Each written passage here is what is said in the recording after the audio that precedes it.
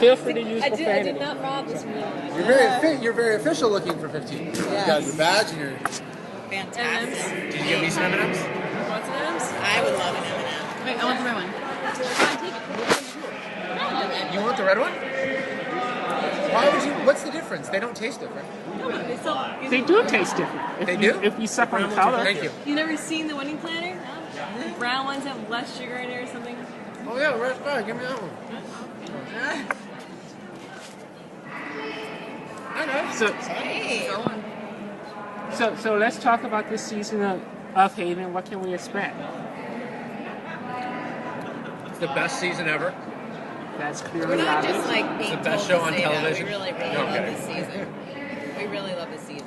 No, this season is by far light years beyond what we did the first two seasons. It's better connected. It's smarter. It's more intense.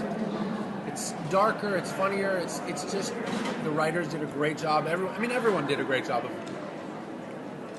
learning from what we've done in the first two seasons and what worked and what didn't work, and really creating a show that's made leaps and bounds. So it's really exciting. I think it's just like proof that when a show is given some time, and I mean our little organism of a show up in Nova Scotia, it's just like everybody every year knows the show that much more and understands it and can add a layer of just they can just enhance it that much more, you know. So it's neat as it goes on in the third season to step away from it and just anytime I see the documentary or I see our crew and I'm just like seeing how hard they work, I'm just like I love our little show. It's great. What do you think works on the? Why do you think the show works so well, and what do you think didn't work? Why does it do so well? And No. What works and what didn't work in your opinion?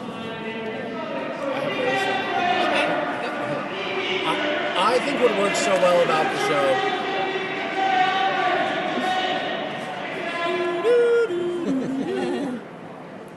Can you go in there and throw your weight around and tell them that? is Bruce Campbell there? Because I can get him to shut I up. don't know. I think what really works amazingly about the show is you have a very small cast, and the show hinges on the relationship between these three characters.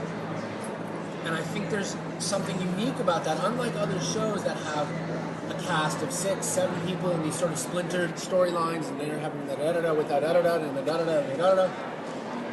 This whole show is about this little family that is made up of these 3 people, and Vince and Dave, now, and we're seeing, a couple new people, and Adam's character start to come into that family.